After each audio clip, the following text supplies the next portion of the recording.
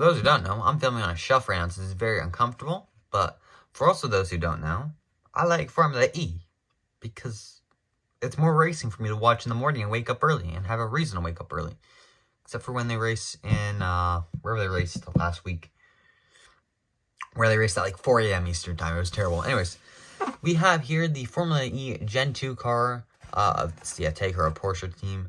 I believe, I want to say it's a 2020 car. It could be the 2021 version, but I'm quite certain it is the 2020 model. Not model, paint livery, I guess. All I know is that Pascal Wehrlein raced for them. I'm still getting used to the driver names and stuff. Okay, I know driver names, teams and stuff, trying to figure out who's who. But yeah, let's open this thing up. I don't really know how I'm gonna open this up because I kind of want to keep this box because I want to. Okay, yeah. Let's figure out how to open this thing. Can I just say these boxes might be the worst thing to actually open and try and keep it in one piece. The bottom piece is already broken here. I didn't even notice that until I actually started unopening it. But yeah, here it is. Okay, I'm gonna move this actually over here so I can get better lighting a bit, because I mean this is just terrible lighting. Oh, there we go. Back to normal. It looks awkward. It really looks awkward. I am used to reviewing Indy cars, maybe some Formula 1s, and NASCARs. I don't have any Indy cars actually, but actually I have a somewhat Formula looking car actually over here. This is kind of what I'm used to reviewing, but they look much better. But yeah, it's a Hot Wheels, so it looks cool, I guess. I wish I could get the Madra IndyCar sets that we got kind of back last year. I think it was about give or take a year ago. Those were sick. I don't even think they're making a second year of it. I think it was a 1 year thing, so that kind of sucks. But it looks nice. I want to get a second Taycan Porsche car as well if I can. I know my one of the people I know who actually is a NASCAR fan somewhere around my town. I think they're so I'm off more east or more west of a main town, give or take a mile or two away. And I know they're in that area, I think. And they got one of these at Canadian Tire, which is the exact same place I did. So I'm assuming we ran around the same time. We both bought one, and we didn't buy the other.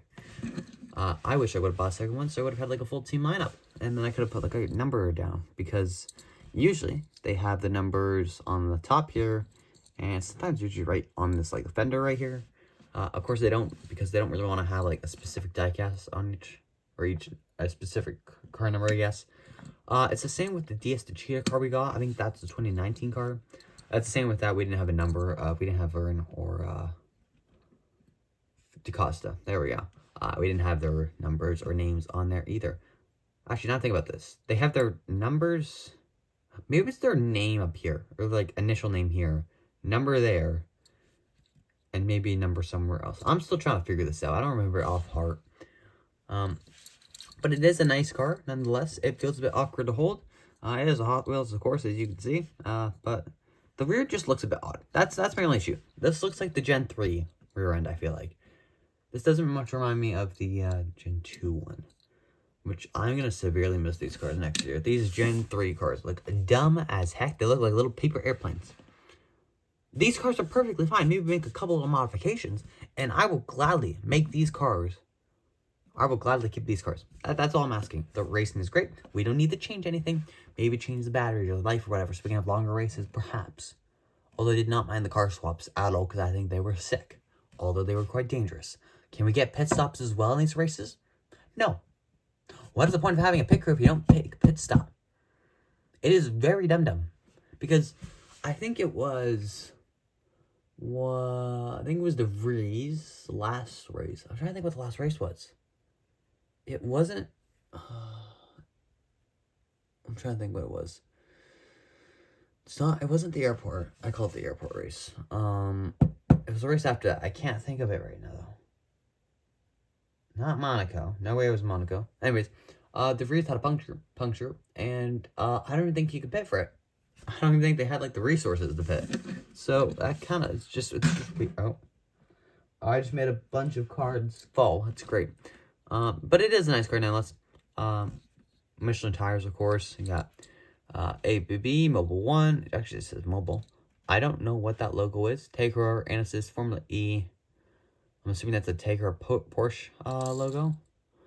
Hugo Boss. Where's some of that? ABB Formula E. Tag her. Okay, actually, you know what? I think this is the 2020 car because there is no FIA logo on this thing. Nope, there's an FIA this became a World Championship in 2021. So this is the 2020 car. I'm glad we confirmed that. Most people already knew that, but I'm just glad I figured it out now. I'm trying to figure out what this logo is. I've seen it somewhere. Thought for a second it was like the Tinder logo or something, but it's definitely not, I don't think. That'd be very awkward actually have a sponsorship. Why do these cards keep on falling? What did I ever do to you? Actually, I did a lot too. Actually, I forced you to go up there. Take her out Porsche. Take her out Porsche. Whatever that says, Michelin tires. Yeah, it's just a car. It's a bit plain on the back without that number and stuff. I wish they would add that. And I'm sure there's a couple other sponsors they have to have on this car, but yeah, I wish they would put those. I really don't know how to put a number on here.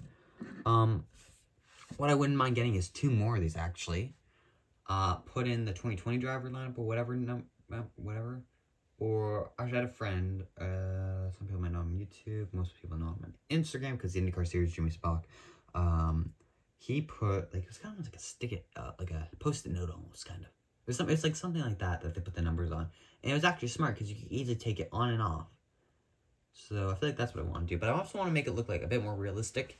And I don't want to tape anything because then I'm risking the decal come off. Because I used to have a monster truck and me and my sister were like, we're going to make customs. We're going to put paper around them and make them look cool. And I totally ripped off the side of my Son of a Digger monster truck. Hurtful times. I don't even know if I don't have my monster trucks anymore. I actually just realized. I'm going to miss those things. So I have no idea where they are actually. But yeah. I don't want to make that mistake again. So yeah. Glue also I feel like would destroy the car. So I'm out of ideas for that. But it is a nice car. I like it. I want to get as many Formula E cars as I can because I think they are quite rare actually. They barely even make like 118s or anything. Like, come on, boys, start making like diecast or something. A lot of people were totally buy them, I bet. That's the one mistake F1 I think has made. They don't make 164s. They make 143s, 124s maybe, and I know they make 118s. They don't make like a 164 or something like that.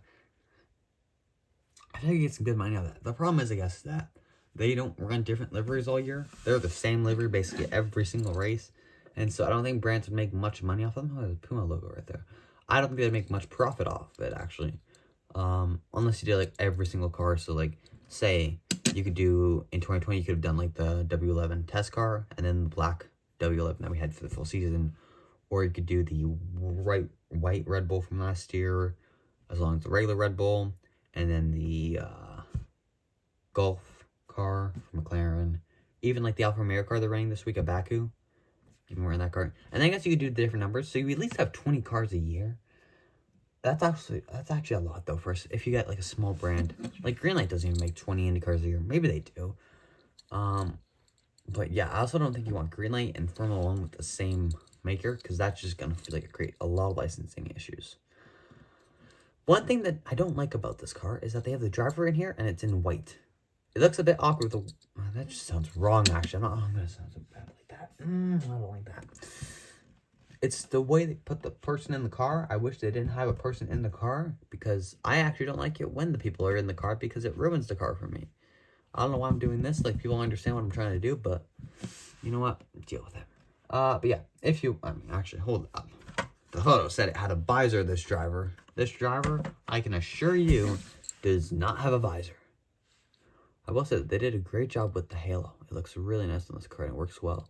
But yeah, that's about it for this video. Don't forget to comment, like, and subscribe so you never miss that video. And buy Formula E diecast. There we go. Jeez, I messed that up and I actually had a good shot at making it sound good. Anyways, have a great day and I'll see you guys all later. Goodbye.